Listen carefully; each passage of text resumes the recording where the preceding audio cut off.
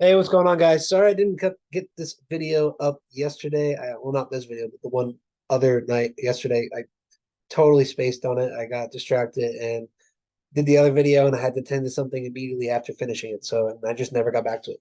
But we're here now, and we're here to go over what happened yesterday and what we're gonna see moving forward for the rest of the night, going into tomorrow morning, potentially the rest of the week.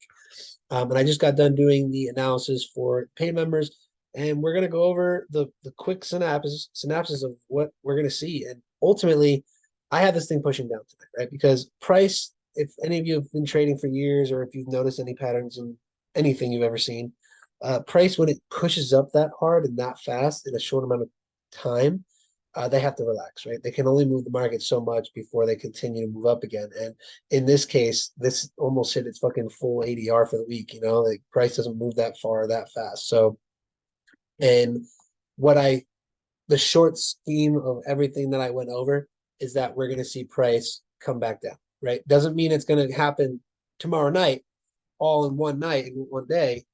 I, if it doesn't do that, we could see it happen over, multitude of days, which will push it back down to this area right here.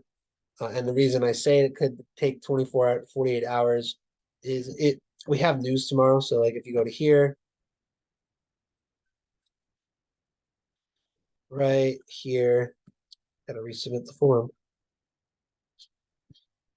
So we have news at 1 a.m. for GBP. Let's see, right here, news at 1 p.m. or 1 a.m. I'm sorry. And it's a bunch, right? It's a bunch of stuff, low and medium and then high.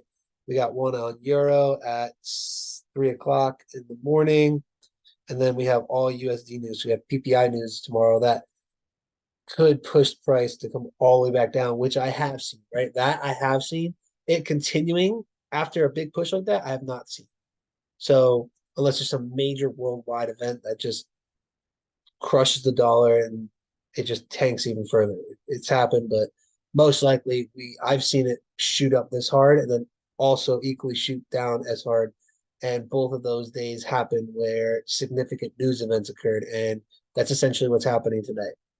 Yesterday we had CPI news. Is it CPI? Yeah, CPI news, and now we have PPI tomorrow. So it's going to be pretty interesting. But ultimately, I'm looking to be bearish on Euro USD. I'm looking to be bearish on GBP USD.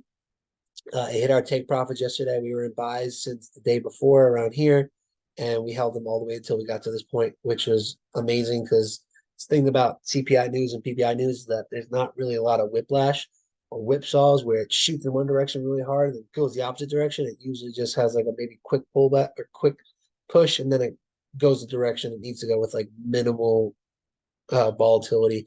I mean, obviously a lot of volatility, but volatility as in like going up and down sporadically for minutes upon maybe an hour. I don't know. But we have a new high. It pushed up hard, and it's the same thing for EU. We want to see it fill in the gaps. Most likely going to fill in some of the demand zones. Same thing with EU that are left behind here. We got a supply zone or demand zone here. We got a demand zone here. If you go to the 5 minute, we could probably get more specific, but ultimately, that's what we're looking for, right? We're looking for that push down to fill in the gaps, to fill in the imbalances, to fill in the liquidity and the demand zones for it to eventually continue back up. And that's what I think it's going to do after it does drop is it will drop, retest, and continue to move up. And then for USD JPY, it's the same thing. I think because this zone right here, so this yellow line that's up top here is the high from last year here, right? This is the 4 hour. Is this where it starts? Yes. So this was from October last year, and now we are here. And I think that this was a big multi-week M. Even though it doesn't really have the divergence, it's possible. But ultimately, we could see price push up and then continue back down to these lows. So this last significant point before it had a gradual like 2 week rise or a week and a half rise, right? So just be careful on that. But ultimately, it's the same thing as EU and GU. I want to see it pull up. I want to have it pull back in the direction that it shot down from. Why is it not loading? Sorry, guys, bear with me. If you want, fast forward until we get to the next part. Change time frames.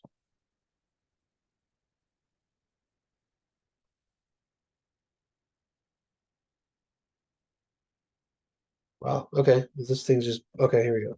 Sorry about that. I don't know why that did that. And all the things they're not even fully loaded yet. Everything's being slow. But USDJPY, we're looking for it to pull back. This one might not be as hard as the other ones, but ultimately have it pull back to like about here. It's like 50 pips away, maybe a little bit higher, and continue its move back down. So that's what I'm looking for. And if you guys are able to wait and patiently see how it plays out, then you should be good until New York session and make some money. Hopefully, you guys capture these moves and are able to capitalize on how it moves for the rest of the week. Because if it does pull up and continue its drop, then we're going to have very, very nice remainder of the week. And it's only Wednesday.